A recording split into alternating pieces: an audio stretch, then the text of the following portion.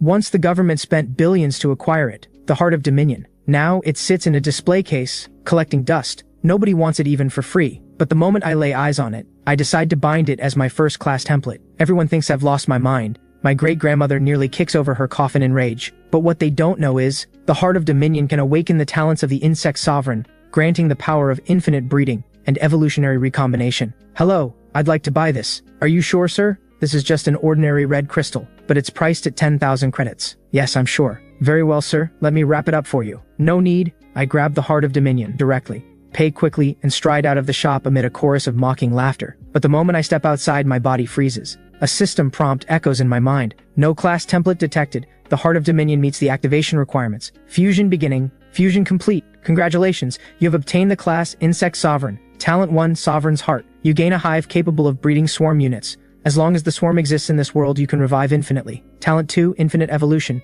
You may evolve any single swarm unit without limit. Talent 3, Infinite Vessel. You can hold additional class templates. Talent 4, Feedback. Every swarm unit boosts your strength, speed, and spirit attributes by a proportional amount. I stare at the class panel, heart racing, take a deep breath, and force myself to stay calm. This class is incredibly powerful, but only if I build it up first. For now, the top priority is getting into a top practitioner academy. Only then will I have enough resources to grow the insect sovereign to its full strength. I rush home, barely containing my excitement, step into my room and sit cross-legged on the bed, reaching inward to feel my class talents. When I open my eyes again, I find myself inside the world of the hive. It is vast and empty, gray mist drifting in every direction, and I stand on a small island floating in the air. At the center of the island stands a stone monolith, displaying the swarm units available for breeding and evolution. Bladebug, basic melee unit. Thornbug, basic ranged unit. Brainbug, basic caster unit. Without hesitation, I make my choice. Breed a Bladebug. Breeding a Bladebug costs 10 energy points. Remaining energy points 10. Confirm? Confirm. I select Bladebug. The word has barely left my mind when a pitch-black Bladebug, roughly 3 meters tall, twin blade limbs like a mantis, materializes from thin air. In that instant, I sense the bond between us. A single thought is all it takes to command its every move, even to end its own life without hesitation. I can't wait to test what a Bladebug can really do. I hurry out of the house and head toward the fringe zone beyond the city gates. Once inside, I scan my surroundings with caution. Most beasts here are level 1 to 3. One Bladebug should be more than enough protection. As I pass through a stretch of crumbling ruins, a furious roar erupts from my side. I turn to see a beast roughly 2 meters long, a blood-red wild boar huffing hard, murder blazing in its eyes as it locks onto me. The Bloodfang boar has a reputation as a rookie killer. Its raw strength and speed rival many level 4 beasts, and when it charges, inexperienced rookies simply can't react in time. They die on its tusks before they know what hit them. But when I see the Bloodfang boar, my first reaction isn't fear, it's excitement. Those 2 tusks can fetch nearly 2,000 credits back in the city, and right now credits are exactly what I need. I send a mental command, and the Bladebug lets out a sharp screech, shooting forward like a ghost. The Bloodfang boar doesn't flinch, it charges straight at the Bladebug, just as the boar's tusks are. A split second from piercing through, the Bladebug leaps straight over the boar and brings its blade limbs crashing down. A soft crack, a gaping wound splits open in the boar's skull, and it crashes to the ground. I step forward, pry out both tusks with practiced ease, and toss them into my pack. Then I reach out and harvest the carcass. Bloodfang boar carcass harvested, gained 15 energy points. My breath nearly stops. Breeding 1 Bladebug only costs 10 energy points, which means 2 Bloodfang boars is enough to breed 3 Bladebugs. How many Bloodfang boars are there in this entire zone? If I kill and harvest them all, how many Bladebugs could I breed? Meanwhile, somewhere else in the zone, Uncle Lee, this gold digger rat has way too much health. We've chased it all the way from Chaos Forest to the Fringe Zone, and it's still at 10%. Miss Liu, it may barely have any attack power, but it's still a level 5 boss. The master spent 5 million credits just to get intel on this one. Please be patient, miss. 5 million credits is a lot, but it's worth it. Kill this gold digger rat and it's guaranteed to drop a hidden class template. The awakening ceremony is a week away. I refuse to walk out with a common class. You will get a powerful hidden class template, miss, I'm sure of it. But first, we need to finish off this boss. Louis Lee charges straight at the heavily wounded gold digger rat and brings his blade down hard. Caught in the triple slash, the rat has no room to dodge. It takes every hit dead on. Bright red damage numbers burst from its body. Its health is nearly gone. One more strike will finish it. Nice one, Uncle Lee, finish it. Triple slash. But at that very moment, a golden light blazes across the gold digger rat's body. In an instant, it swells to the size of a car, and its name changes. It is now the Golden Soul Rat. Every wound on the Golden Soul Rat has vanished. In their place, gold and crimson markings twist across its body, radiating an overwhelming aura of raw violence. Warning. A dangerous creature is approaching. Immediate evacuation advised. Evacuate now. This is bad. It evolved. Run, Miss Liu. I'll hold off the Golden Soul Rat. Yana hasn't even had time to react before the Golden Soul Rat comes barreling straight at her. Louis tries to intercept, but the Golden Soul Rat swats him aside with a casual strike. sending him flying dozens of meters and cutting his health in half. One more hit from the golden soul rat and Lewis is dead. Yana is frozen in terror, rooted to the spot with no idea what to do, staring helplessly as the golden soul rat closes in step by step. Just as Yana is about to meet her end, a volley of thorn spikes suddenly flies from deep within the forest, slamming into the golden soul rat. The beast recoils in pain and stumbles back 2 steps, snapping its gaze toward where the spikes came from. A man in a black mask steps out of the shadows, flanked by dozens upon dozens of swarm units at his back. My pulse quickens with excitement. The golden soul rat is a prize catch. Each one fetches hundreds of millions at auction. More importantly, when a golden soul rat is killed, it is guaranteed to drop a hidden class template of rare quality or above. I can use that hidden class to conceal the truth about my sovereign class. With that thought settled, I sweep my arm forward. All units, move in and take it down. In an instant, the swarm surges forward as one. After 3 hours of hunting, I now command 34 blade bugs and 12 thorn bugs. They pile on at once, swallowing the golden soul rat whole. The thorn bugs hang back at range, unleashing wave after wave of ranged fire. Buried under the swarm, the golden soul rat, so ferocious just moments ago, lets out cry after pitiful cry. I stand off to the side, watching it all with a satisfied look, as casual as if I'm out for a stroll. Yana and Lewis, watching this same scene, have both turned to stone. Are you alright? Ah, yes, I'm fine. Miss Liu, this man must be a summoner. It's hard to believe, running into someone like this out here. In all of Jiangnan City, a true summoner might not appear once in decades. A figure like this, if House Liu could forge a connection with him, our standing would rise by several levels. At this very moment, under the relentless assault of the swarm, the golden soul rat's last sliver of health is ground away. It crashes to the ground, eyes burning with fury and bitter defiance. Congratulations. You have slain the golden soul rat, gained 300 experience. You have reached level 4, gained 1 attribute point. Please allocate. I allow myself a small smile. Level 4 in just a few hours. At this pace, if word got out, jaws would hit the floor. Those wealthy heirs take at least a month or 2 just to reach level 4. I look over the golden soul rat's loot, immediately drawn to a book radiating a faint golden glow. That has to be the hidden class template. I take a deep breath and press my hand directly onto it. The next second, a clear voice rings through my mind. Congratulations, you have obtained the hidden class, Voidwalker. Talent 1, Void Shield. All damage received is reduced by 50%. Talent 2, Void Step. Slash through space and instantly teleport to a target location. Talent 3, Void Rebirth. Upon taking lethal damage, harness the power of the Void to revive. The Void Walker leans heavily into defense and survival, and as the insect sovereign, my one weakness has always been enemy assassination tactics. I have almost no defensive options. With the Void Walker in my arsenal, dying is going to be nearly impossible. I take a slow breath and keep my expression perfectly flat, as if I've just picked up a common piece of gear. I turn to glance at the other two. When I see Yana, I pause for a moment. Yana, the goddess of Jiangnan Third High, known to every student there, and my own classmate. In my last life, she brought me nothing but trouble. And not because I was chasing after her. It was simply because I once exchanged a few words with Yana, and Kaiser Huang, a noble-born heir who had been pursuing her, happened to witness it. From that day on, Kaiser harbored a deep grudge, finding every excuse to make my life miserable, even beating me into serious injury right before the college entrance exam. I barely survived. And Yana, she knew exactly what was going on, and did absolutely nothing to stop him. Noticing my gaze, Yana's face lights up. She steps forward, smiling warmly. Thank you so much for stepping in. I am Yana, eldest daughter of House Liu of Jiangnan City. May I ask your name, senior? So that House Liu may repay this kindness in due time. House Liu means nothing to me. I reply with 2 flat words, don't bother. Then I leave without looking back. Yana watches my retreating figure and panics. She moves to follow, when a blade bug steps in front of her, blocking her path. Lewis watches and sighs with a bitter smile. Miss, a figure this powerful is beyond House Liu's reach. Please let it go. Meanwhile, I make my way with ease into an elegantly decorated high-end shop. The moment I step inside, a fresh-faced attendant approaches with a bright smile. Welcome to Lingxiao Trading House. How may I help you? I pat the pack on my back. I'm here to sell some low-grade gear and materials from beasts in the fringe zone. A flicker of disappointment crosses the attendant's eyes,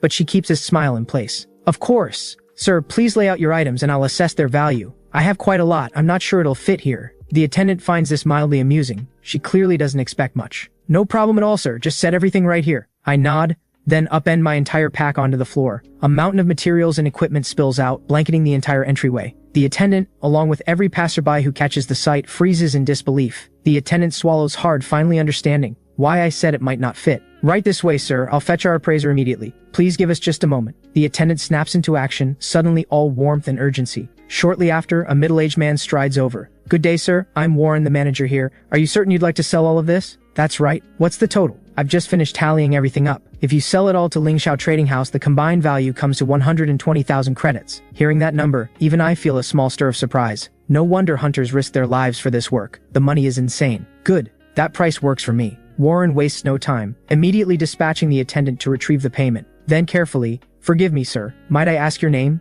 It would help me serve you better on your future visits." I reply flatly, "Call me Sovereign." Warren blinks. Clearly it's an alias. He doesn't dare press for more. Powerful figures tend to be unpredictable, and he knows better. Just then the attendant returns carrying a tray, on which rests a single black card. Warren bows respectfully. "Sovereign, this is your credits card, loaded with 120,000 credits. In addition, this card doubles as a Lingxiao Trading House black card. 10% off on all future purchases here." I accept it without protest and give my order in the same flat tone. "I want a disguise token and a flowing flame sword." "The disguise token I can manage, sir, but the flowing flame sword is extremely expensive." "Are you certain?" "Certain?" Warren stares at me for a moment. My tone is cold and absolute. There is no room for argument. Before long, a brass token and a deep crimson longsword are brought out. "Disguise token. Upon use, disguises your class as warrior. Confirm use?"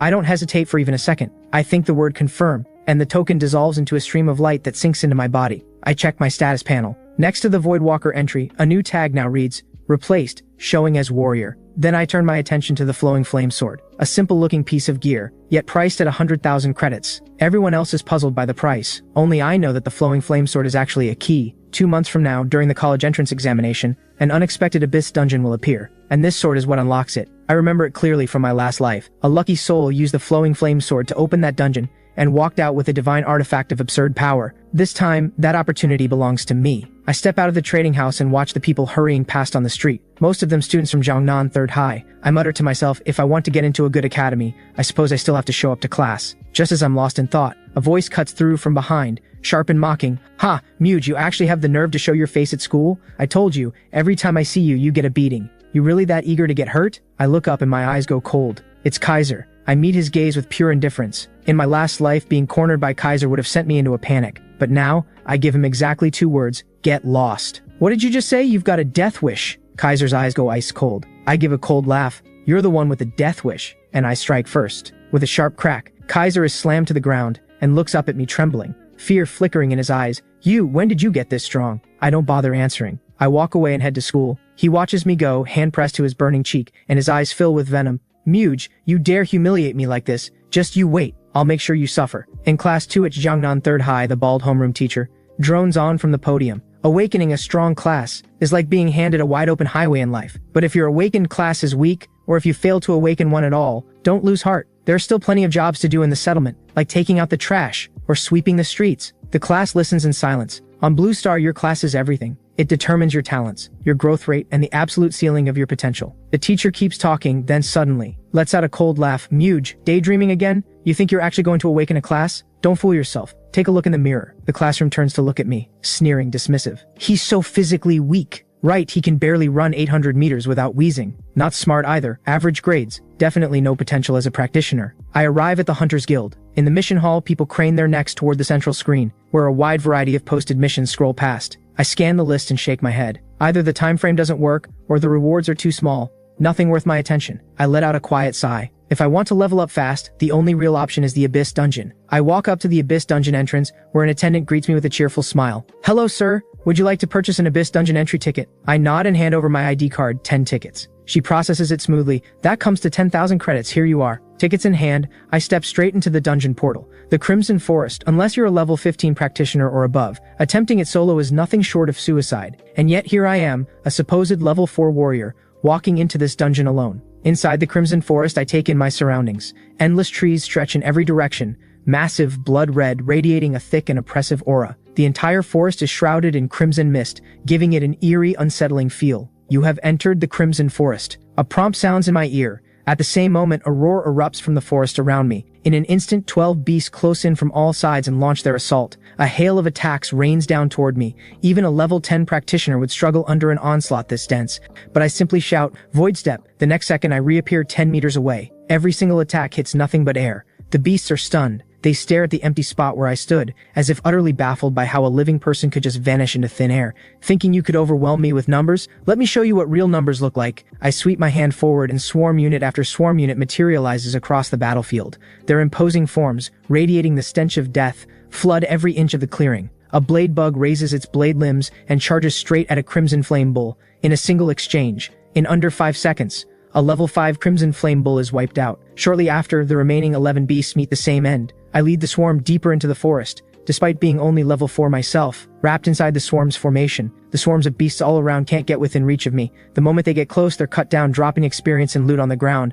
The swarm moves like a bulldozer. Nothing survives in its wake. I hit level 5 in no time. At this rate, I'll reach level 6 before dark. For anyone else, this leveling speed would be unthinkable, but for me, it's still not enough. To push faster, I need to go deeper. Word is there's a tier 2 boss lurking in the depths of the Crimson Forest, the Blood Aberrant Spider, and it hasn't been killed. Yet. In my last life, a mysterious assassin was the one to bring it down, and it dropped a skill book of near divine quality. My eyes light up. Inside the Abyss dungeon, regular monsters respawn endlessly, but there is only one boss. Once it's gone, it's gone. With that in mind, I give a silent command. Disassemble all gear in my pack into energy points. Done. Remaining energy points, 552. I issue the order. Breed 10 brain bugs, 10 thorn bugs, and 20 blade bugs. On the other side of the Crimson Forest, a bald knight lets out a desperate roar. Captain, I can't hold it. In front of him, a colossal blood-red spider is attacking in a frenzy. Even as a shield knight, a rare class, his health has already been slashed to half, because this beast is none other than the Crimson Forest's final boss, the Blood Aberrant Spider. Lily, pale-faced, grits her teeth and hurls a fireball, which doesn't even scratch the Blood Aberrant Spider's hide.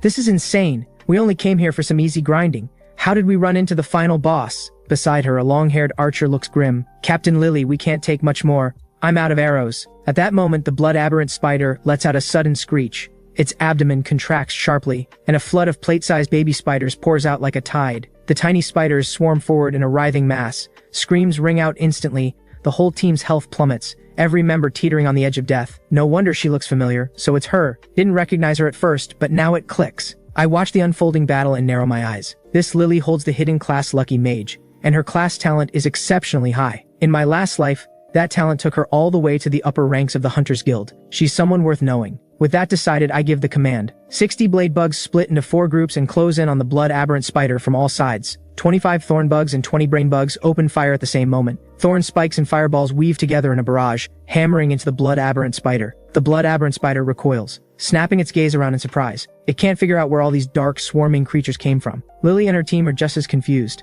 The moment the blade bug army enters the fray, the swarm of baby spiders is torn to pieces. The very spiders that nearly wiped out Lily's team are dismantled without effort. In under a minute, the Blood Aberrant Spider has lost 1/3 of its health. The Blood Aberrant Spider shrieks in fury, writhing in pain. Blade bugs tear at its limbs, leaving it with no way to break free. Lily and her teammates stare in open-mouthed disbelief at the boss that nearly wiped them out, now completely helpless in someone else's hands. Suddenly, one of them points toward the tree line. Is that the one who's saving us? Everyone follows the gesture, and there stands a man in a black mask, completely at ease, watching everything unfold as if he's enjoying a show. At this moment, I mutter under my breath, Burst Barrage Resonance. These are built-in skills of the swarm units. The moment they activate, the swarm's combat power surges to another level. The Blood Aberrant Spider, already pushed past its limit, now faces an even more overwhelming swarm. And with nothing left but bitter defiance, it falls beneath the fangs and claws of the swarm. Lily's entire squad watches with their jaws on the floor. They glance between me, calm and unbothered, and the Blood Aberrant Spider still convulsing on the ground.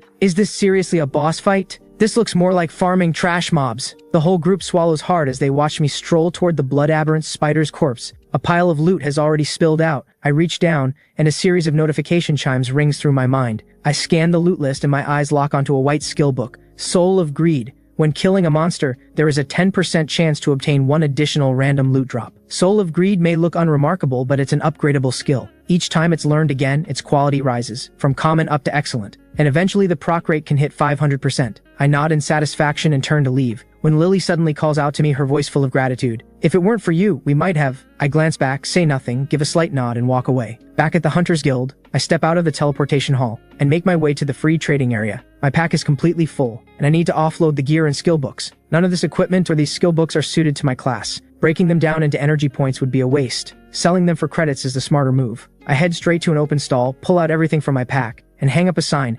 Gear and skills clearance sale, 1 hour only. A crowd gathers around my stall, pointing and whispering, eyes full of desire and disbelief, but almost no one dares to ask the price. These are notoriously high-grade items, and everyone knows they don't come cheap. Before long, a tall young woman approaches. I recognize her too. It's Yana. She points to a skill book. How much for the ice spike? 200,000 credits, I say flatly. Yana frowns. 200,000? That's too much. Can you go any lower? I close my eyes. I don't even bother responding. The market price for ice spike is 180,000, sure, but good luck actually getting one. You'd have to join a guild and build up contribution points just to have a shot at buying it. Faced with my utter indifference, a flicker of annoyance crosses Yana's eyes, but she recovers quickly. Fine. 200,000. I'll take it. The deal is done, but Yana doesn't leave. Instead, she studies me curiously. Sovereign, you seem familiar. Have we met before? I shake my head without hesitation. Good grief. The last thing I need is to get tangled up with this woman again. Sovereign, you must be incredibly powerful to get your hands on all of this. I just changed classes. Take me leveling. I'll pay you 200,000 credits per level. The moment those words leave her mouth, everyone nearby holds their breath. That kind of money sends every heart in the vicinity racing. But I give her one flat look and say a single word, no. Yana's brow furrows.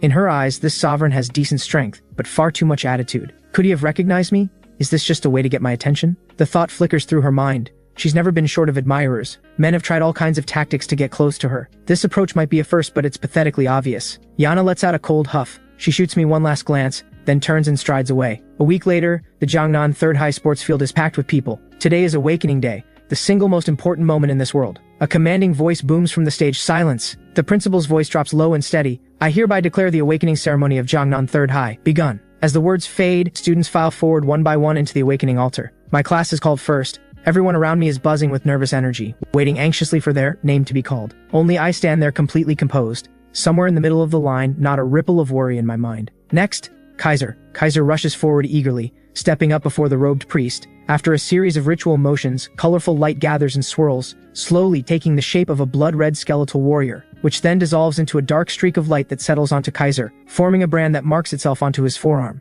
The robed priest glances at it, and the cold expression on his face softens just slightly. He announces in a loud, clear voice, Kaiser, awakened class, blood warrior. The entire school erupts, envy blazes in countless eyes, as people silently wish they could trade places with him. A hidden class, an actual hidden class. Kaiser grins with pride, pleased but not overwhelmed. Because his father purchased this class template for him, he has known exactly what it does for a long time. Basking in the envious and reverent stares of his classmates, Kaiser stands tall and throws a taunting look my way. See that, Muge? That is my class. What could a nobody like you possibly have to compete with me? I glance at him and let out a cold laugh. Looks like you're asking for another slap. Kaiser's mind flashes back to the day I put him on the ground in one move and his rage ignites. Beating me once was pure luck, Muge. At this awakening ceremony, it's destined. You'll be exposed as the worthless nobody who can't even awaken a class. The students nearby watch with gleeful anticipation. No one believes that someone as unremarkable as me could possibly awaken any kind of class. Just then, a voice rings out from the stage. Class 2, senior year, Muge. I step into the awakening altar, and colorful light washes over me. Within the light, a silver, armored warrior takes shape, greatsword in hand. Then the warrior dissolves into a soft streak of light and flows into my body. The next moment, the robed priest looks down at the stone tablet in his hands, nods and says, Muge, awakened class warrior. Kaiser blinks, taken aback, struggling to accept what he just heard. But he recovers quickly and turns a cold sneer on me. A warrior, Muge? Really? That's the most basic class there is. Compared to my blood warrior, you're not even in the same league. I meet his taunting with complete calm. If you're so impressive, how did you end up flat on the ground in front of me? Kaiser lets out a cold laugh. I love that stubborn attitude of yours. Once you step outside the city, don't blame me for being ruthless. Next, Yana. The moment that name is called, every conversation dies. Every head turns in the same direction. Yana steps forward. After the ritual, radiant light gathers. As the robed priest reads the energy flowing from Yana, a flash of shock crosses his face. His cold composure melts into undisguised delight. Yana, awakened class, grand warrior. A rare flicker of excitement breaks through Yana's cool expression.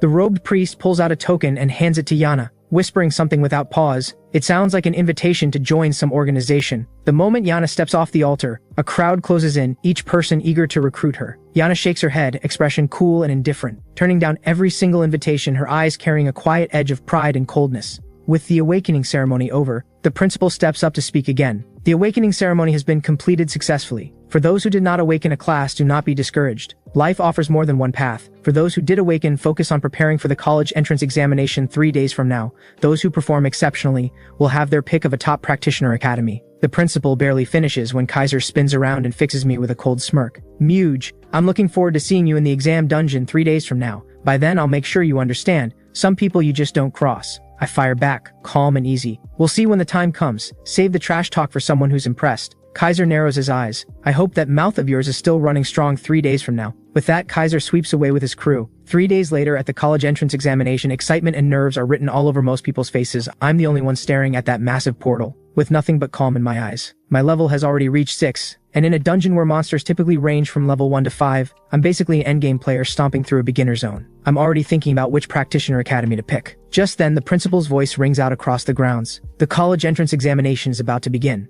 Please prepare yourselves. The exam trial runs on a point system. Every monster you kill inside the Abyss dungeon earns you points. The higher the level and the rarer the monster, the more points you receive. Of course, points earned in a party must be split evenly. Your final point ranking is your exam ranking. A word of warning. The exam carries real risk. If you find yourself in danger, use your teleport scroll immediately to exit. With that, I wish you all the best of luck. The moment the principal finishes, hundreds of thousands of students file into the portal in orderly class-ranked rows. A flash of light washes over me, and when it fades, I'm standing in the middle of a vast open grassland. Before I can even take in the scenery, a pack of blood-fang boars come charging at me, tusks raised high. I give a casual flick of my hand, and the wide-open grassland is instantly swarming with blade bugs, each one radiating a dark, menacing glow. Right now I command 48 blade bugs, 25 thorn bugs, and 20 brain bugs. This swarm army fixes its collective gaze on the 5 blood-fang boars now surrounded. The blade bugs surge forward, bladed limbs slashing down hard. A soft thud, and the blood-fang boar in front crumples to the ground, dead before it hits the dirt. After one-shotting a few blood-fang boars, I let out a bored click of my tongue. My level is just too high. The experience from these low-level monsters is a fraction of what it used to be. At least the points are still worth something. I glance at the token in my hand. It reads, Examine Muge, score 210. I'm well ahead, but I can't afford to get sloppy. Looking at the size of my swarm, I realize it's still too small. With 1,570 energy points remaining, I know it's time to unlock Tier 2 units. 1,000 energy points vanish in an instant. And above the Tier 1 swarm, a set of new cards sharpens into view. Winged Wasp, Aerial Unit, Flame Crawler, Ranged Magic Unit, Ironclad Blade Bug, Advanced Blade Bug Unit. I issue the order, breed 1 Winged Wasp, 1 Flame Crawler, and 1 Ironclad Blade Bug. 3 new units materialize on the field in an instant. The Winged Wasp is a bee standing nearly as tall as a person, its body a deep, vivid blue, its wings blazing like open flames, a sight that is genuinely terrifying. The Ironclad Blade Bug is a larger, upgraded version of the standard Blade Bug, with double the speed and double the strength across the board. The Flame Crawler is a massive worm, roughly 3 meters long and 1 meter tall. I point at a boulder just over a meter high, and order the Flame Crawler to fire. Without a moment's hesitation, it opens wide and blasts out a torrent of flame. A thunderous boom, and the boulder in front of me shatters into rubble scattered all across the ground. I give a satisfied nod, then convert all my remaining energy points into Flame Crawlers. 3 more appear instantly. I give the command, all swarm units hunt freely. The moment the order lands, the entire swarm scatters in every direction, each unit out seeking prey. Before long, a steady stream of notification chimes begins ringing through my mind. I glance up at the sky, stretch lazily, and realize it's already nearly evening. Time flies when you're busy. I dig a tent out of my pack, pull out some food I'd prepared in advance, and dig in. Once I finish eating, I crawl straight into the tent and fall into a deep, easy sleep. Not like someone sitting a high-stakes national exam, but like someone out on a weekend camping trip. The next morning, I stretch, recall all my swarm units, pull out my flowing flame sword, and set off in one direction, thinking to myself, that thing should be showing up any day now. After walking for a bit, a blood-fang boar suddenly lets out a roar and comes barreling straight at me. I raise my hand,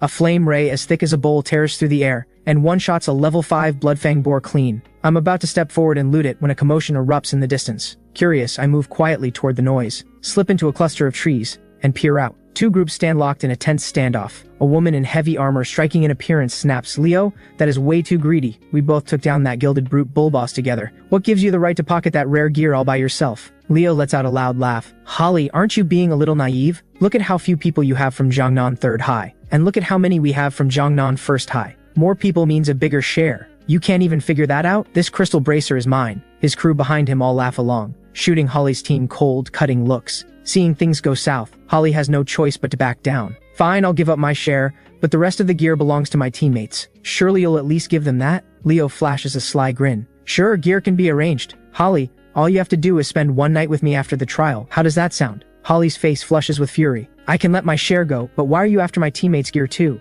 Is this really how Jiangnan 1st High operates? Leo laughs louder. Holly, have you been living in a bubble? Do you not know how the real world works? Among practitioners, there is no such thing as fairness. Whoever hits the hardest makes the rules. Since you're not leaving on your own, then don't. Just hand over all your points before you go. The words are barely out before the dozen-plus members of Jiangnan 1st High launch their attack. Fireballs, ice spikes, and brutal charging strikes slam into the Jiangnan 3rd High group. Leo roars, take this, and lunges at Holly, greatsword sweeping wide. The killing intent behind it is almost suffocating. Facing the savage strike, Holly's face goes pale and she triggers her skill, Shield Barrier. A white force field flares up around her and barely holds against Leo's blow. Even from a distance you can see the strain. That skill burned through a lot. Activating it again will not be easy. Leo smirks with satisfaction. Not bad, Holly. You awakened a hidden class, sure, but the Holy Light Knight is the weakest attacker of the bunch. Running into me is really your bad luck. I suggest you surrender now and hand over your points. Holly bites down on her lip, raises her sword, and drives Leo back. We're both level 3. This fight is far from decided. Come on. With that, she takes the fight to him. Leo lets out a cold laugh and charges back with his greatsword. The two clash in close quarters, but it is clear Holly is losing ground. After just a few exchanges, the cracks are already starting to show. Her teammates from Jiangnan 3rd High are in no better shape. They haven't been eliminated yet, but up against a group several times their size, it is only a matter of time. Are they really going to get knocked out of the exam with 0 points? Despair begins to set in for more than a few of them. Then Leo drops his voice to a growl. Heavy cleave! A thread of white light blooms across his body, coiling around the greatsword, and he brings it crashing down at Holly. She feels the shockwave of raw force bearing down. Her face drains of color, and her heart seizes with dread. Her mana is completely gone, and even shield barrier is still on cooldown. If this blow lands, she'll be lucky to escape without critical injuries. Leo bares his teeth, a savage, bloodthirsty gleam in his eyes. This is what you get for defying me. The moment he's sure his strike is going to connect, a streak of red light cuts through the air and lands dead center on his greatsword, knocking him flat on the ground. Leo is stunned. He cannot believe his heavy cleave was just interrupted. Did Hubert from Jiangnan 1st High show up, or Yana from 3rd High? He snaps his head around, unsettled to see who attacked, and gets a surprise. The one who fired that blast and knocked him back is neither Hubert nor Yana, but a young man with clean, almost delicate features. Leo's voice goes cold. Who are you? Why are you sticking your nose in this? I answer with 4 flat words, none of your business. Leo's temper ignites. He considers himself second only to Yana and Hubert among the entire younger generation in Jiangnan City. And this nobody in front of him has the nerve to talk like that. He lets out a sharp snort. Whoever you are, you jumped in. Don't blame me for taking you down with her. Leo channels his power and bellows, cross slash. I stand perfectly still, watching the greatsword sweep toward me, not moving an inch, a hint of contempt playing at the corner of my eyes. Meanwhile, Holly, who has been watching all of this with her jaw on the floor, can't hold back any longer. Watch out, move. Just as everyone is certain I'm about to die, I activate Void Step. A strange ripple swallows my silhouette, and then I simply vanish from the air. Leo's attack cuts through empty space. The next instant, I reappear 10 meters away. Leo stares baffled. You're a mage. Since when do mages know a rogue's blink? I give a light smile. Don't overthink it. How about you just hand over your points? I let a burst of red energy gather in my palm, and a moment later send it blazing outward. Leo raises his shield without hesitation and activates his skill. Dark light floods into the shield, making it look dense and almost indestructible. But the fireball slams into Leo's shield and sends him flying. Leo spits blood, face twisted with disbelief. You're a mage. Fine, maybe you know blink too. But why is your fireball hitting this hard and cooling down this fast? That should be impossible. Leo hauls himself back to his feet, yanks out 2 life potions, and drains them both on the spot, his eyes locked on me, dripping with venom. I don't care who you are. You're clearly strong, but you're alone, you're dead. Everyone from Jiangnan 1st High, listen up. Leo barks, hit this guy with everything you've got, take him down. The Jiangnan 1st High members exchange reluctant looks. Fighting in the trial zone isn't against the rules, but killing someone is another matter entirely. Otherwise, half the examinees would be dead by the end of every year. What are you scared of? Fights break out in the exam all the time. Accidents happen, that's normal. My family is House Li of Jiangnan City. Do you really think killing one person is going to be a problem? Whoever takes this guy down, I'll hand over a Lenya breastplate as a reward. The moment the words leave Leo's mouth, greed flickers to life in more than a few eyes. The looks directed at me shift. The caution drains away, replaced by something sharper, killing intent. The dozen-plus people on the field finally cave to temptation and rush me all at once. Holly shouts out, run, we'll cover you. They outnumber us, but Jiangnan 3rd High has enough people to hold back their attacks. We can buy you time. I give a quiet smile. If they want my life, they're going to have to actually earn it first. That sends Leo's temper past the breaking point. He swings his shield up and roars at his crew. All of you, go. No holding back. With Leo's order, the Jiangnan 1st High crew crashes toward me like a wave. I draw a slow breath, hands moving fast through a series of seals, and in an instant a massive ball of flame takes shape in front of me, then erupts outward, swallowing the attackers charging in. The ones at the front are consumed by fire before they can even react. The rest skid to a stop, fear written all over their faces. Someone cries out in panic, "This guy isn't human." Leo's chest tightens. He knows that if he doesn't act now, his entire crew is going to be picked off one by one. He shouts to rally them, "Don't be afraid, keep pushing, we have the numbers." I can't help but smile at that. A single flick of my finger, one beam of flame, aims straight at the warrior leading the charge. The warrior lets out a cry and drops to the ground, critically wounded. While everyone stands there wide-eyed, I fire off several more beams in quick succession, each one finding its mark, dropping every last one of the Jiangnan 1st High attackers to the ground. Watching it all unfold, even Leo, hiding at the back, is left completely dumbstruck. Does this guy have no cooldowns? No mana cost? Leo swallows hard and stammers out, whoever you are, you can't touch me. I'm the firstborn son of House Li of Jiangnan City. If you dare lay a hand on me, my family will hunt you down. If you're smart, you'll let me walk. Otherwise, he never gets to finish. My figure vanishes from the air without warning, and an instant later I'm standing right behind him. One punch, full force. Leo's vision whites out. A searing pain explodes through his back, and then everything goes dark as he crumples to the ground, out cold. I look down at Leo and let out a quiet, cold laugh. I hate being threatened more than anything. With every enemy down, Holly steps forward, gratitude filling her voice. Thank you so much for stepping in. My name is Holly Mo. I lead this team. May I ask your name? We'd like to repay you properly someday. I didn't step in to play the hero.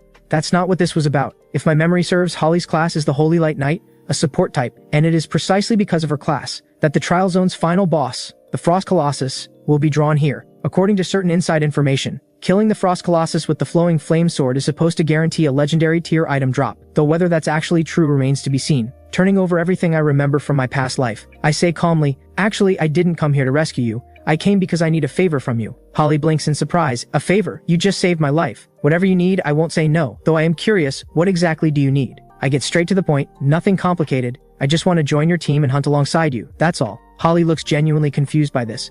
A small frown crosses her face. Someone at my level, any other team would pay heavily to recruit me. Yet here I am, after saving her, asking to join her team instead. Despite all her questions, she looks at my calm, unhurried expression and nods. Then welcome aboard. I add, my name is Muge. Holly gives a firm nod. Welcome, Muge. I finally let myself relax. Now all I have to do is wait for the Frost Colossus to come for Holly. Day 4 of the national exam. A massive ridgeback bull lies sprawled in the sun, lazily soaking up the warmth. It couldn't look more at ease. But just as it's about to doze off, everything changes. An ice spike shoots out of nowhere, slamming into its body, a sharp, piercing pain that jolts it wide awake. The ridgeback bull explodes with fury, lurches to its feet and lets out a thunderous roar, charging straight toward where the spike came from. But before it gets more than a few steps, a burst of flame engulfs it completely, and the next instant, it's dead. From a short distance away, cheers break out. Another level 5 beast down. Muge, you're incredible. A group of them turns to look at me with open admiration. Over the past 2 days, I've led this team across the field hunting beasts, pushing everyone's score past 800 points, more than enough to earn each of them, a result they never would have dared dream of before. I wave them off, go grab the loot. One of the guys on the team responds immediately, and heads over to the ridgeback bull to collect the drops. Before long, he comes back beaming, arms full of silver tier gear. I have zero interest in any of it. Split it however you like, I say, and leave it at that. Then I turn my attention to the surroundings, scanning carefully. After a long moment, I let out a sigh. 2 full days have passed, and the Frost Colossus still hasn't shown. Did I get the details wrong, or was that tip deliberately planted as misinformation? I'm a little frustrated, though I haven't spared a single thought from my own exam score. With the swarm behind me, my points will bury everyone else's. What I care about is whether the rumor about that legendary drop is actually real. Lost in thought, I catch a faint, pleasant scent, and Holly appears from behind me, a faint blush on her cheeks. Muge, you've been staring in that direction for a while. Is a beast approaching? I shake my head. No, just thinking. Holly is about to ask more, when the ground beneath us suddenly begins to shake. A deep, eerie hum rolls in from the distance, accompanied by a strange pressure that makes the very air feel like it's trembling. Then, without warning, the temperature starts to drop, and snowflakes begin drifting down. Everyone looks around in confusion, unsure what to do, except me. My expression lights up. I murmur to myself, there it is. Finally. Holly's eyes go wide. Muge, what's happening? It's probably the Trial Zone boss, I say, and I can't quite hide the excitement in my voice. Holly stares. There's actually a boss in the Trial Zone? Of course. Every Abyss dungeon has a boss. The conditions to trigger this one are just more demanding than usual. More demanding how? She asks. First, someone in the Trial Zone needs to break 10,000 points. Second, there needs to be a practitioner whose class is Holy Light Knight. Only when both conditions are met will the level 10 boss, the Frost Colossus, appear. Holly's hand flies to her mouth, her whole body trembling slightly. You can't be serious. How can there be a level 10 boss in the Trial Zone? This Trial Zone was built by Dragon Nation's top-ranked war gods, a man-made abyss dungeon created together, specifically designed for examinees, with tailored difficulty and controlled monsters. It's not supposed to be this dangerous, and most examinees are only level 1 to 3. A level 10 boss is an insurmountable wall for practically every person here. I let out a cold laugh. This Trial Zone was modeled after the Imperial Plains dungeon, copied using some kind of special skill that imprints the original dungeon as a replica. I'd bet even the war gods who built it have no idea a boss was carried over in the process. Holly stares at me with fresh curiosity. Muge, you seem to know an awful lot about all this. How? Don't worry about that. All you need to do is stay back and watch.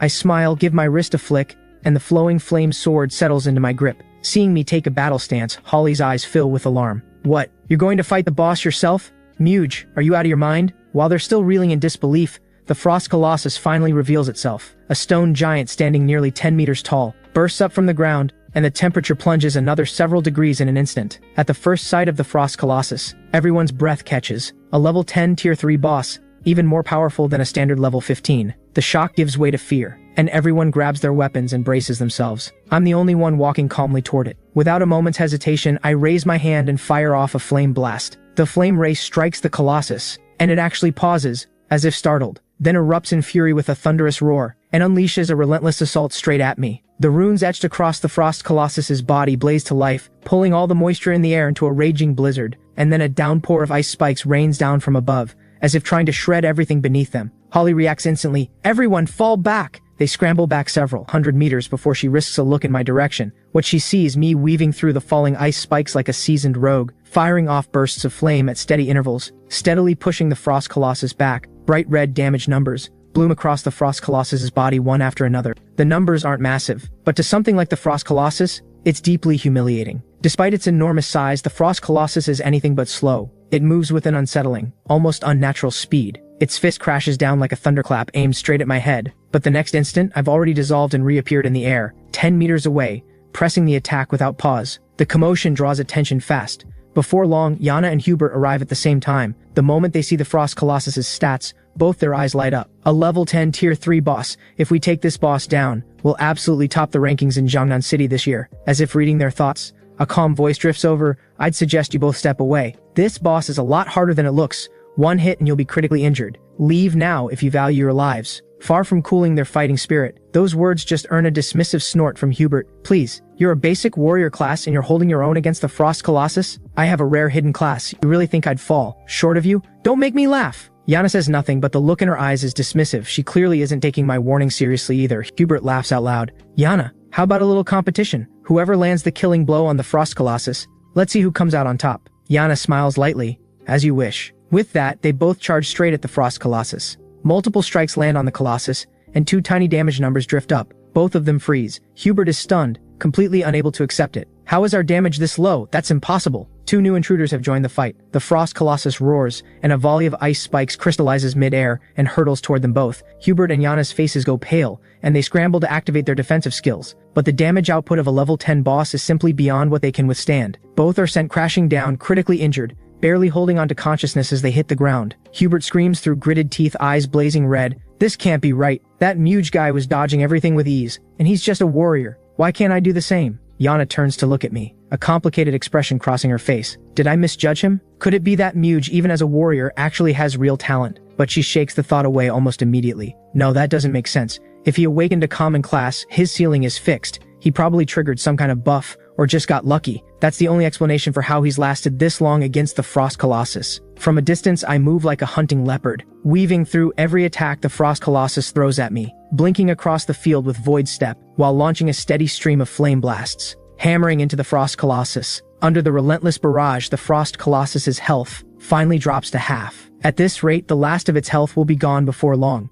But I feel no relief, because I know a tier 3 boss doesn't go down without more tricks up its sleeve. Sure enough, just a few minutes later, the Frost Colossus seems to reach its limit. It lets out a thunderous roar and steps back, and ring after ring of deep blue light pulses outward from its body. Holly and the others cry out in alarm. No, it's charging its ultimate skill. Watching the Frost Colossus wind up, I feel no fear. If anything, I feel a spark of excitement. The deep blue rings spread outward roughly 700 to 800 meters, then snap into ice spikes all at once, raining down from every direction, piling up and locking together into a massive frost cage, enclosing both me and the Frost Colossus inside. Just as the intel from my past life described, the Frost Colossus has real intelligence. It knows how to split the battlefield, cutting off my escape routes to trap me, but this is exactly what I wanted. The frost cage seals me in, and at the same time it blocks all outside eyes from seeing what happens next, which means I can cut loose without holding anything back. I let out a low command, and the entire swarm floods into the frost cage. 17 flame crawlers, 48 blade bugs, 25 thorn bugs, 20 brain bugs. Every single unit locks its gaze on the Frost Colossus, eyes burning with the hunger to kill. The Frost Colossus roars, swings its massive fist,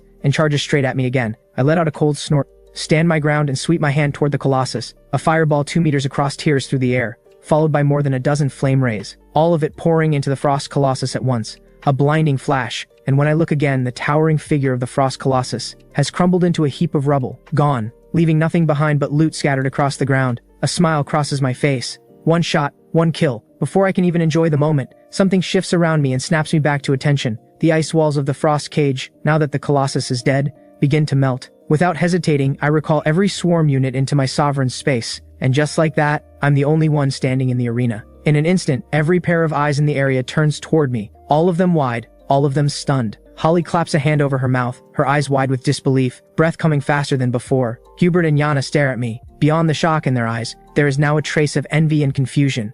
I feel every complicated gaze land on me, and I couldn't care less. I walk straight forward and check the loot the Frost Colossus left behind. The haul is staggering, as you'd expect from a tier 3 boss, and several items glow with a faint, unmistakable light, pulling everyone's gaze like a magnet. Rare blue tier gear is scattered everywhere, and more than a few sets of eyes fill with greed at the sight. But when I scan all this blue tier gear, I can't hide my disappointment. Wasn't the whole point that killing the Frost Colossus with the flowing flame sword guarantees a legendary drop? Where is it? I search through the scattered loot, and then, buried among all the blue glow, a glint of gold catches my eye. Heart jumping, I walk over and pick up a small ring. Ring quality legendary. Effect 1, equipping this ring allows the user to learn skills from any class. Effect 2, mastery. All skills gain +2 levels upon equipping. The moment I read those effects, I can't help but break into a grin, and I slip it onto my finger without a second thought. When I pull up my stats panel again, I find that the Soul of Greed class template has also leveled up. Soul of Greed. When looting a kill, there is a 50% chance to receive an additional random drop. I lift my head and sweep my gaze across the crowd, and say with a cold smile, if anyone wants to try taking this loot, now's your chance, otherwise all of it. I'm taking every last piece. A visible shudder runs through the crowd. People drop their gazes one by one, suddenly finding somewhere else to look. But then someone shoves through the crowd and plants themselves in front of me, radiating hostility. With a grin dripping with arrogance, "Ha, so it's you, Muge. Funny how fate keeps throwing us together." Leading the group is Kaiser, one hand wrapped around a strangely shaped broadsword, looking at me with contempt, like he's already watching a dead man stand. I open my mouth, a flicker of killing intent crossing my eyes. "So you actually tracked me down here." Several onlookers recognize him immediately. "Wait, isn't that Kaiser? He's the only son of House Huang in Jiangnan City. How did Muge manage to get on his bad side? This is going to be good." The murmuring crowd feeds Kaiser's ego perfectly. He can't help but grin. "Muge, I'll give you one chance. Get on your knees, bow your head to me twice, and I'll let you walk away with your life." I say, calm as ever, "I'll give you the same offer. Get on your knees, bow your head, and admit what you did, and I might just spare yours." Kaiser explodes. He never imagined I'd throw his own words back at him like this. He's just about to make his move, when a soft melodic voice comes from behind him. "Kaiser, would you consider letting him go, as a favor to me?" Kaiser turns, and his expression hardens, a flicker of wariness entering his eyes. "Yana, you're vouching for him?" Yana answers coolly, "Muge is still useful to me. Since it's you asking, I'll give you that much. But remember, next time I run into him, your name won't save him." With that, Kaiser turns and walks away with his crew.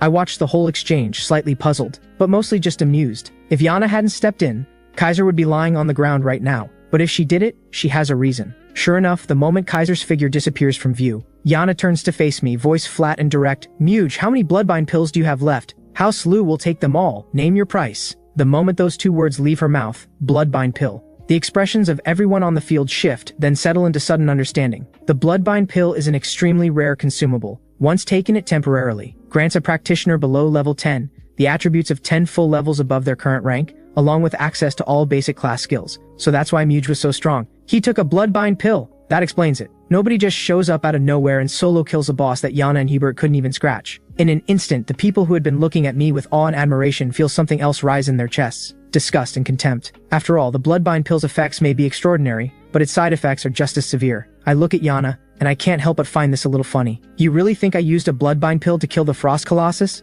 Yana's expression stays cold. "If you didn't take a bloodbind pill, how could a warrior like you be this strong? Even I couldn't take a single hit from the Frost Colossus. And frankly, even if you burned a bloodbind pill for that burst of power, all you've done is stunt your own growth. Your level will be capped from here on out. You must have gotten more than one bloodbind pill though. House Lu has serious need of them. Hand them over to me, and I'll let you join House Lu as a personal guard. What do you say?" Those around couldn't help but sigh in admiration. Holy cow, this is something countless people would kill for. Muge, that lucky dog. Just how blessed can one guy get? Countless pairs of envious eyes turn toward me, as if I just stumbled upon the deal of a lifetime. Just as everyone expects me to jump at the offer with pure delight, I smile faintly and say, "I decline." Yana hears those two words and can't help furrowing her delicate brows, a flicker of displeasure crossing her face. "Muge, think carefully. This time I can shield you from Kaiser, but next time, don't expect me to step in. If there's nothing else, I'll be on my way. Do as you please." I let out a soft laugh, step around Yana, and walk away without giving her so much as a second glance. Watching my retreating figure, Yana shakes her head. "Damn you, Muge. I've done everything I could. Since you won't be moved by kindness or pressure, you're on your own." With that, Yana quietly slips away, and I, facing the scorn and open hostility from those around me, walk straight up to Holly and hand her a piece of equipment. "This gear suits you well. Think of it as my thanks." Holly hesitates before taking it, and her expression immediately stiffens. Name, Wolf Soul Boots. Quality, rare. Special effect increases movement speed by 5% when equipped, and this effect can stack up to 5 times. The base stats are modest enough, but that special effect is utterly broken. Holly hurriedly tries to push it back. Muge, this is way too valuable, I can't accept this. But I just wave it off, keep it. Luring out the Frost Colossus was no small feat. This gear is the least you deserve. After pocketing the boots, Holly says with a strange look, "Hey, have you noticed the way people are staring at us?" I scan the area. Hostile glares surround us from every direction. I can't help but smirk. They want to move against me, but they don't quite have the guts. Forget it. Holly furrows her brow, only half understanding the situation. Let's just go. With this many eyes on us, it's uncomfortable staying here. I'm not afraid of them, but why stir up trouble needlessly? I give a nod. Agreed. For the next few days, let's grind somewhere less crowded. Holly nods in agreement, just as the two of us are about to head off in a different direction.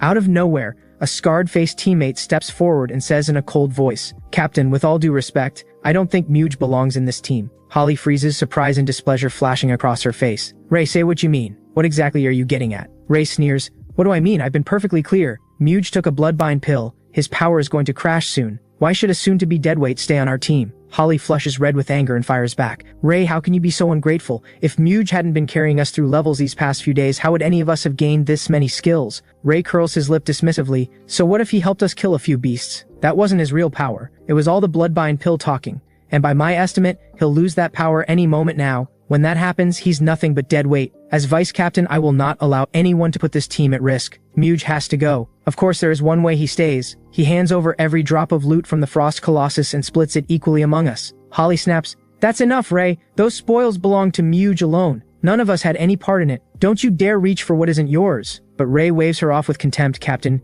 you may be our captain, but surely you can't just steamroll over every single member of this team." Holly goes still at those words, her eyes drifting to the teammates behind Ray, and there they are. The moment Holly's gaze meets theirs, one by one they bow their heads saying nothing. It's clear they all stand with Ray. Seeing this, Holly trembles with fury, words failing her. Ray says coldly, "Captain, let me make one thing clear. If you insist on standing up for Muge, you may find that nobody in this team listens to you anymore." A look of helpless fury crosses Holly's face. She lets out a long sigh, shoots a glance at me, still utterly calm beside her, then grits her teeth. "Fine, you want Muge gone? Then I'm leaving too. I want to see just what kind of results you get leading this crew on your own, Ray." Holly turns on her heel, grabs my arm and storms off. I don't bother saying a word. I turn and follow her without a second thought. Watching them go, someone says uneasily, "What do we do now?" Without Muge and Holly, we barely stand a chance against the beasts on our own. At least Muge banked enough points for us over the past few days. Even if we do nothing from here on out, we'll still walk away with solid scores when the exam ends.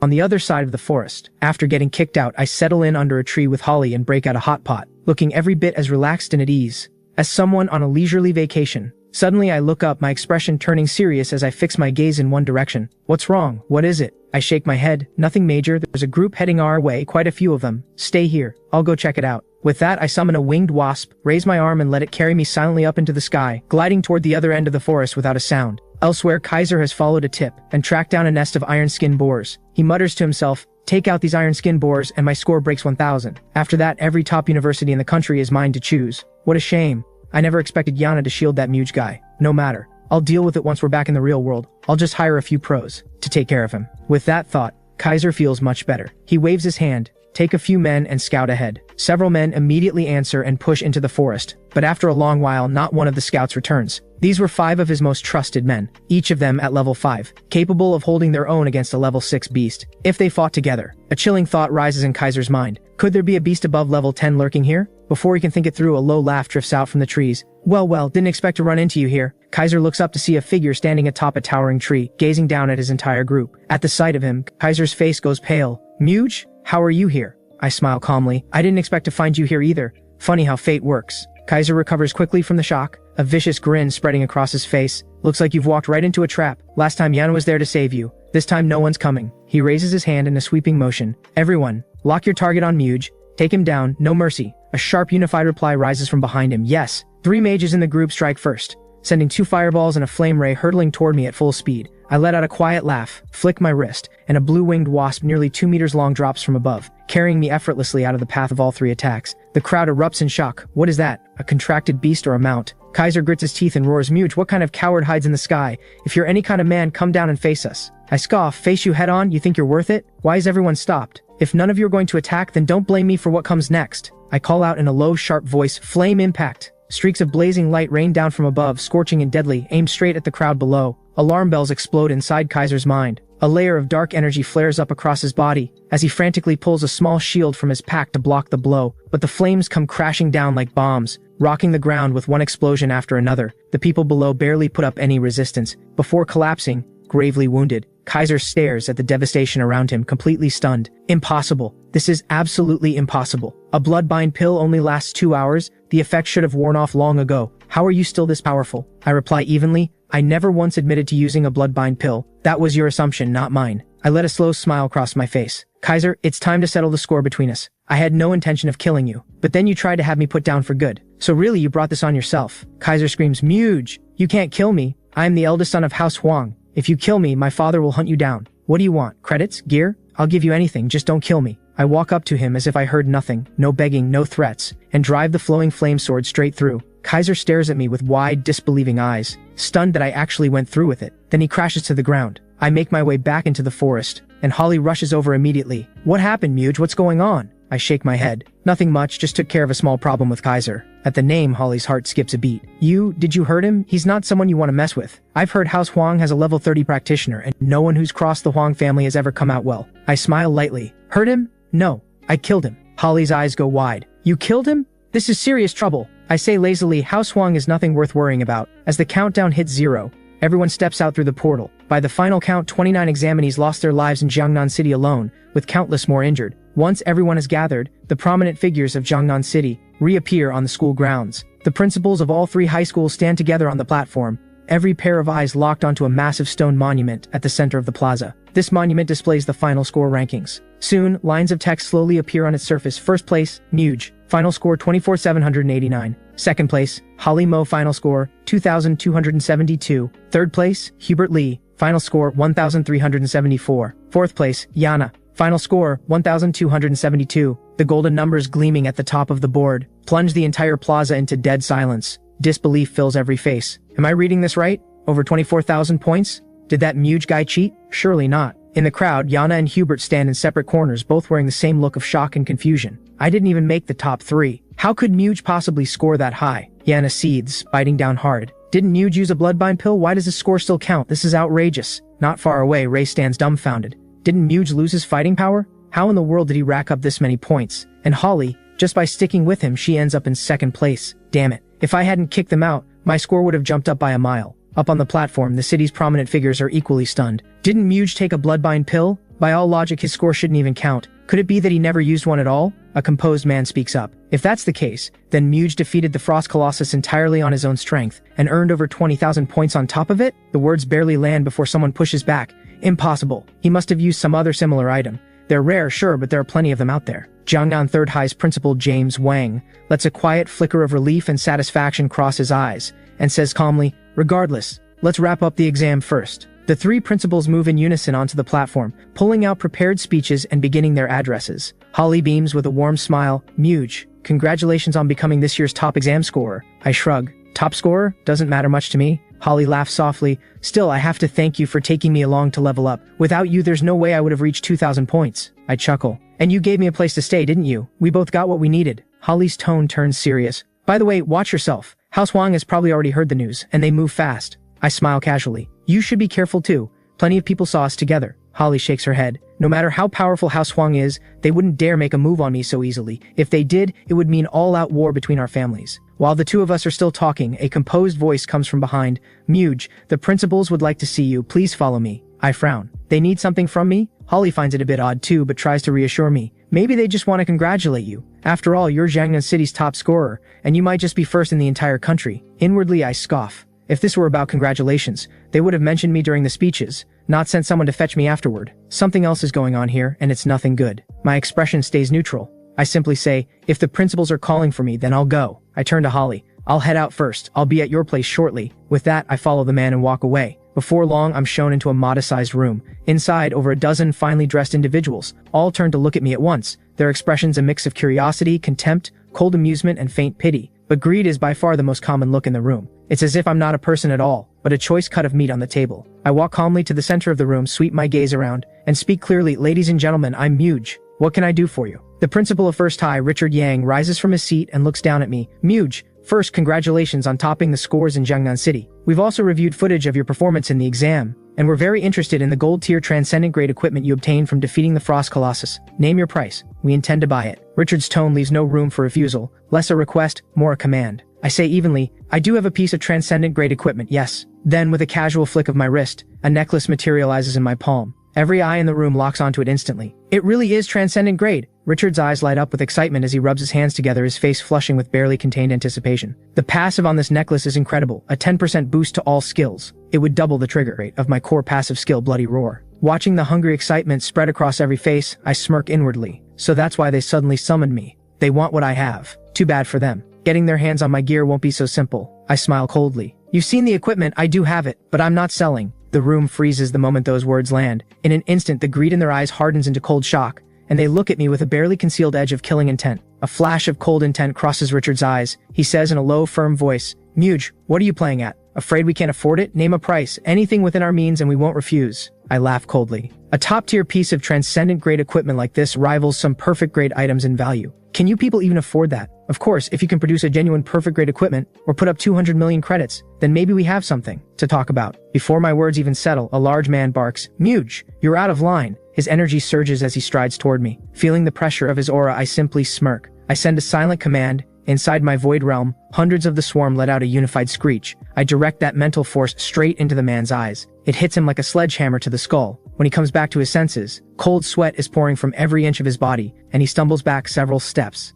The others stare at him in confusion. What's wrong, Rocky? Rocky wipes the sweat from his forehead and shakes his head awkwardly. Nothing. Carry on. The others exchange a puzzled glance but let the moment pass. Then Richard cuts straight to it. Your transcendent grade equipment is remarkable, no doubt, but transcendent grade equipment typically sells for under 10 million credits. Muge, come up with something more reasonable. I spread my hands with a grin. I gave you a price, sir. If you can't match it, that's hardly my problem, is it? Richard narrows his eyes and says coldly, Muge, the price itself isn't necessarily out of reach. Transfer the equipment to us now and we'll put it in writing. Installment payments. What do you say? I don't even pause. No, I never do. I use. A flash of anger crosses Richard's face. Muge, this won't work, that won't work. Are you deliberately disrespecting us? I laugh lightly. And if I am, what are you gonna do about it? You little punk. Do you have any idea who you're talking to? This is beyond disrespectful. If there's nothing else, I'll be going. With that, I turn and walk straight out the door. Watching me leave, Richard says in a low, firm voice, that transcendent grade equipment means everything to Jingnan City. We will obtain it no matter the cost. At those words, a cold gleam of killing intent lights up every pair of eyes in the room. There is only one option left now. Take it by force. With the exception of the Mo family representative, James, and a small handful of others, nearly everyone in the room signals they are in. Richard surveys the room with a satisfied nod, then says without ceremony, Mo family head principal James, if you're not joining us in this matter, would you kindly step outside? Quinn Mo, the head of the Mo family, and James exchange a glance, then smile wryly, and rise to leave the room. The moment they're outside, Quinn probes carefully. Wang, I honestly didn't expect you to pass on a piece of transcendent grade equipment, let alone sit out this whole operation. James smiles calmly. Quinn, we've known each other a long time. You just want to know what I think about Muge, don't you? No need to dance around it. Quinn laughs. Sharp as ever, Principal Wang. Then I'll be direct. What is the deal with this Muge? What made you willing to give up your shot at transcendent grade equipment? James shakes his head. Just instinct. I have a feeling there's a lot more to Muge than meets the eye. Quinn's interest is immediately piqued. You mean Muge defeated the Frost Colossus without relying on the Bloodbind pill at all? I can't say for certain. I just have a nagging sense that if anyone provokes Muge, the consequences could be severe. Besides, that equipment was already as good as decided for Richard the moment he laid eyes on it. I have no interest in competing with someone like that. What? Kaiser is dead? Who did this? Before him, several black-clad figures kneel on the floor trembling. One of them swallows hard and stammers. The one who killed the young master, his name is Muge. He's Jiangnan City's top exam scorer. Winston Huang turns the name over in his mind, then shakes his head slowly. A nobody managed to kill my son? Am I supposed to just let that go? The black-clad man speaks carefully. My lord, there's no need to worry. Despite being top scorer, none of the principals or city officials have offered Muge any backing. Winston frowns. Why not? The man explains in a low voice, because his score is believed to have come from a bloodbind pill, not his own power. That clears everything up for Winston at once. A vicious look spreads across his face. So he's nothing but a spent shell right now? San, go eliminate Muge. Bring back proof and search him for any extra bloodbind pills. Yes, my lord. On the other side of the city, I stand before a grand manor and can't help but marvel. So this is the Mo family estate. Holly spots me and says with some surprise, Muge, you're here already? I figured you wouldn't show up until at least this afternoon. By the way, are you interested in Zhonghai University's trial dungeon? Are you planning to apply there? I smile. I'm the top scorer. Why would applying to Zhonghai University be surprising? And your score is more than enough too. Don't you want a shot at the best academy in the country? Holly sighs. The score is there, sure, but I'm not confident I can clear the trial dungeon.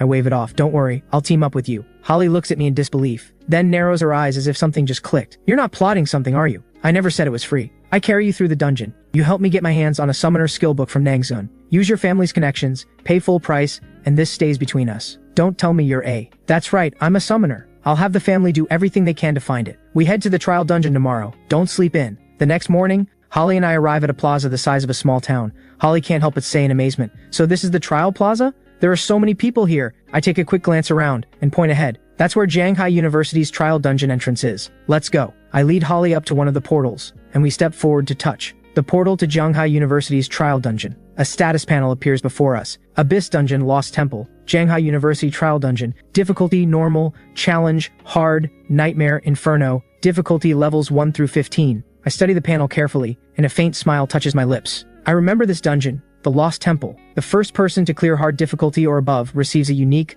limited edition piece of equipment. That item would go on to become one of Dragon Nation's most legendary treasures. In my previous life, that treasure was claimed by a summoner from Luogu province, and that person went on to become one of Dragon Nation's 12 war gods. Holly reads the panel with wide eyes. I've never seen this dungeon before. Is it brand new? I wonder how hard it actually is. The words barely leave her mouth when the portal flares, and a team stumbles out in terrible shape. Several of them are drenched in blood, some with a leg completely severed, gear shredded beyond recognition, their faces pale with lingering terror. The group mutters among themselves, how is this possible? We're a level 7 elite squad, and we couldn't even clear a level 5 dungeon. This is insane. They shake their heads with defeated sighs and shuffle away. A dungeon like this, probably only top rankers like Li Hu or Yana, or top talents from other cities could barely scrape through. Honestly though, Muge and Holly should be pretty capable too, right? Muge? He cheated his way up with pills. And Holly, sure she's talented and looks great, but she just rode Muge's coattails. Just idle gossip, not worth a second thought. This dungeon looks brutal. Muge, are you sure you want to bring me along? Absolutely.